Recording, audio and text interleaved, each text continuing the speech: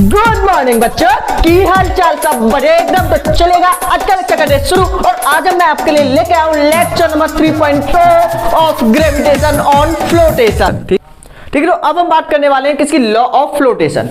If मतलब कोई भी बॉडी आपकी वाटर के ऊपर या फिर किसी भी लिक्विड के ऊपर फ्लोट क्यों करती है, मतलब क्या आपने कभी सोचा है कि आपकी छोटी सी जो कील होती है, नेल होती है, वो आपकी क्या होती है, पानी के अंदर डूब जाती है। लेकिन इतने बड़े जो शिप है, जहाज है, सबमरीन है, वो आपकी फिर भी पानी के ऊपर क्या करती है, फ्लोट करती है। इसके पीछे का रीजन क्या है, तो इसके पीछे का रीजन ही आपको बताने वाले हैं हम किसमें, लॉ ऑफ फ्लोटेशन। तो लॉ ऑफ फ्लोटेशन में क्या कहा गया था, if body float in a liquid, अगर कोई बॉडी आपकी किसी लिक्विड के ऊपर क्या करती है, फ्लोट करती है, then the weight of a body, क्यों करती है, इसके पीछे का रीजन क्या है, ये रीजन ही दिया था इन्होंने। The weight of a body is always equal to the weight of liquid displace, मतलब बॉडी का जितना वेट है, समझने की कोशिश करना, बॉडी का जितना भी वेट है, जैसे कि देखो, ठीक है, इसके अंदर ये आपका लिक्विड है, पूरा फिल किया गया है, ठीक है। आपने यहाँ पे क्या लिया, एक बॉल, जब से हमने एग्जांपल बॉल का ही लिया तो बॉल ही ले लेते हैं। यहाँ पे आपकी एक बॉल है, सिंपल समझ ना, बॉल है ना, ठीक है। तो इस बॉल का जो वेट है वो मान लिया आपने कितना है, W। बॉल का वेट कितना है, W है, ठीक है। इसने आप मतलब आपने बॉल को क्या किया, इसके अंदर इमर्ज कर दिया। तो जैसे आप इमर्ज करोगे, लिक्विड कहाँ पे आएगा, आपका यहाँ पे फिल हो जाएगा।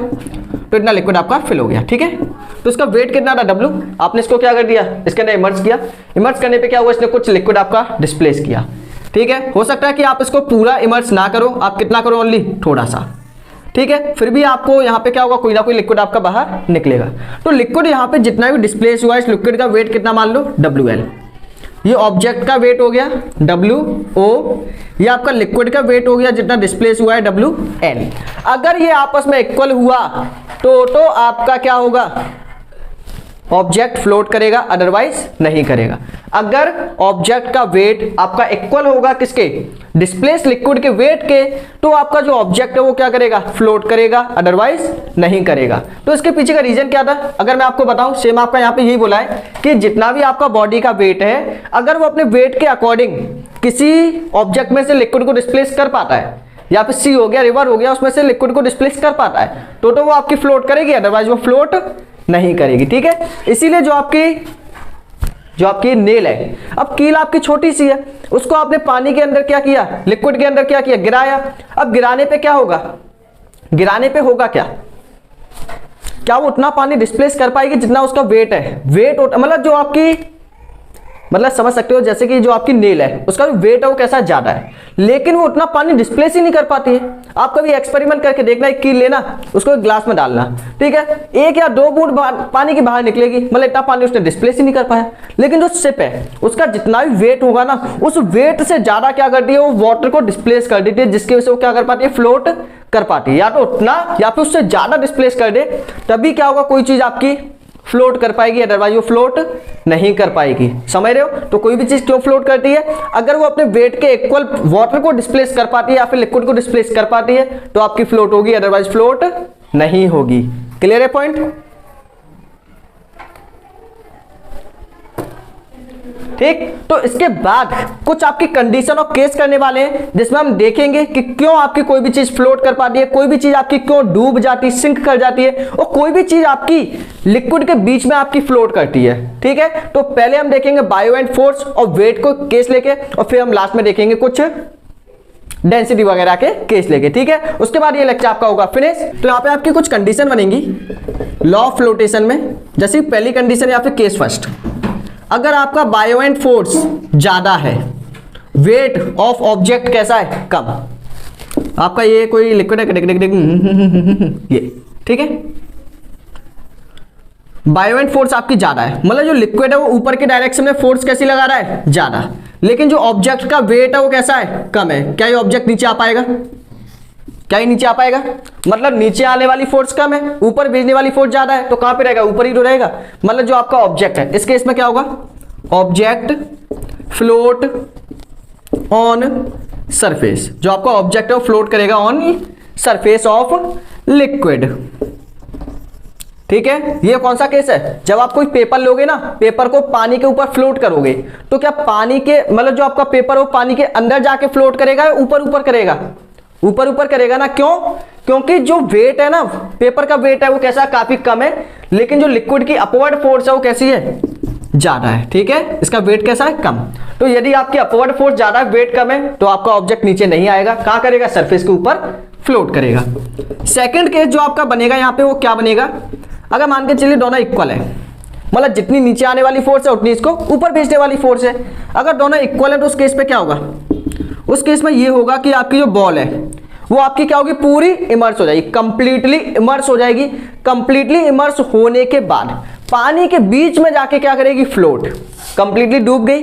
अब डूबने के बाद ये तो नीचे नहीं जाएगी, बिल्कुल कहां नहीं जाएगी, सरफेस पे नहीं जाएगी, क्योंकि जितनी फोर्स इसने नीचे जाने के लिए लगाई है उतनी फोर्स किसने लगाई है, ऊपर ले जाने के लिए। तो क्या होगी, ये पानी के अंदर तो जाएगी, लेकिन पानी के अंदर बीच में जाके क्या होगी, यहाँ पे फ्लोट करने लगेगी। ये कौन सा केस है आपका, सबमरीन वाला। कौन सा केस है ये, सबमरीन। अब आपने सबमरीन देखी होंगी, इमेज में दिखाई दे रहा होगा। ठीक है, तो सबमरीन क्या करती है, आपकी बीच में फ्लोट करती है, पूरे डूब के, इमर्स होके। तो ऐसा क्यों, क्योंकि सबमरीन का जो वेट है और लिक्विड की जो बायोएंट फोर्स है वो आपस में इक्वल होती है। तो इस केस में क्या होगा, object float on float middle in liquid on completely emerge, on completely emerged. ठीक है, पूरा डूबने के बाद जो आपका ऑब्जेक्ट है वो क्या करेगा, फ्लोट करेगा, मतलब पानी के बीचों बीच में। ठीक है, नेक्स्ट केस आपका क्या बनेगा, अगर मान के चलो बायोएंट फोर्स कम लगी, लेकिन जो बॉडी का वेट है वो कैसा है, काफी ज्यादा है। जब वेट ज्यादा है तो होगा क्या, बताओ, इसे तो आप खुद भी सोच ही सकते हो। अगर वेट ज्यादा है क्या होगा, जो आपका ऑब्जेक्ट है वो कहां जाएगा, ढम्ब से नीचे गिरेगा। कहां गिरेगा, ढम्ब से नीचे। क्यों, क्योंकि वेट इसका ज्यादा है, उसने रोक ही नहीं पाया, ऊपर उठाने वाले ने रोक ही नहीं पाया। तो क्या होगा, जैसे कि मान लो कोई बच्चा है भाई छोटा सा, 50 किलो का कट्टा उसके ऊपर लाद दिया, क्या होगा, क्या उसको उठा पाएगा, क्या बच्चा ऊपर उसे उठा पाएगा, क्योंकि उसकी अपवर्ड फोर्स कैसी है, कम है, लेकिन ऊपर से जो आने वाली फोर्स है वो कैसी है, ज्यादा है। तो क्या होगा, नीचे गिर जाएगा। सेम आपका यहाँ पे हुआ है। तो आपका जो ऑब्जेक्ट है वो क्या करेगा, सिंक, ऑब्जेक्ट विल सिंक। तो आपका ऑब्जेक्ट वो क्या होगा, सिंक कर जाएगा, डूब जाएगा। ठीक है, तो ये आपके केस है जिन्हें आप इजीली देख सकते हो। तो जैसे कि आपका बायोएंट फोर्स ज्यादा है, वेट ऑफ ऑब्जेक्ट कम है, तो ये केस आपका किसका है, शिप का। जो आपकी शिप है वो कहां करती है, सरफेस के ऊपर क्या करती है, फ्लोट करती है। कहां पे करती है, सरफेस के ऊपर फ्लोट करती है। ये आप चीज देख भी सकते हो। ठीक है, नेक्स्ट आपका अगर इक्वल है तो सबमरीन वाला केस हो गया। सबमरीन क्या करती है, पानी के बीच में जाके फ्लोट करती है। अगर किसी का वेट ज्यादा है, बायोएंट फोर्स कम लगा पा रहा है लिक्विड, तो आपका जो ऑब्जेक्ट है वो नीचे गिर जाएगा। ठीक है, सिंक कर जाएगा। सिंक का मतलब क्या होता है, डूबना। सिंक का मतलब क्या होगा, डूबना। तो जल्दी से वीडियो को स्टॉप करके इन केसेस को लिखिएगा। अब हम यहीं पे एक छोटा सा टॉपिक और देख लेते हैं। वो क्या है टॉपिक आपका, in case of density. In case of density, देखो डेंसिटी के केस में और देख लो। अभी तो हमने किसके केस में देखा है, buoyant force and weight of object. ये क्या आपका वेट ऑफ ऑब्जेक्ट के केस में देखा है। अब आप देख लो किसके केस में, डेंसिटी के केस में। ठीक है, अब देखो डेंसिटी के केस में क्या होगा।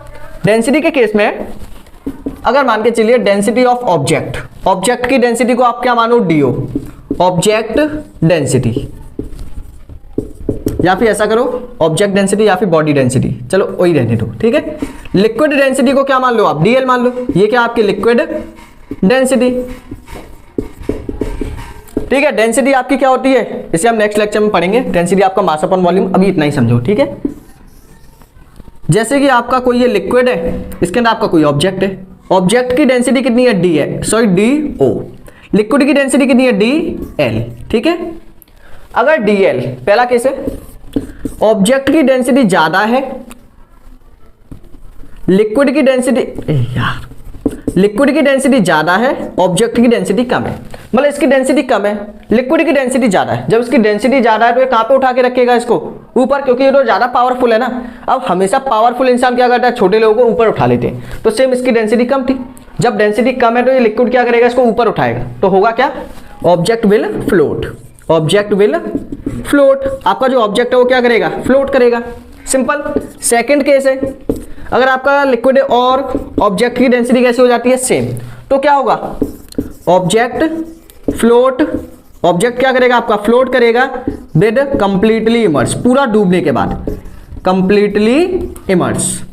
ठीक है, जबकि ऊपर वाले केस में क्या होगा, पार्शियली होगा, मतलब आधा डूबेगा आधा नहीं डूबेगा।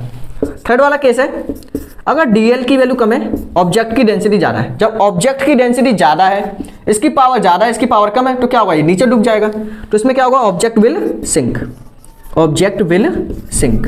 इस केस में आपका ऑब्जेक्ट क्या हो जाएगा, सिंक हो जाएगा।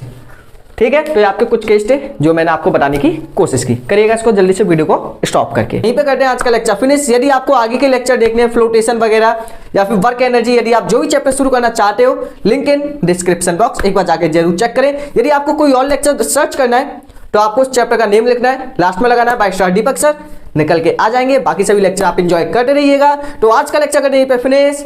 Thanks for watching.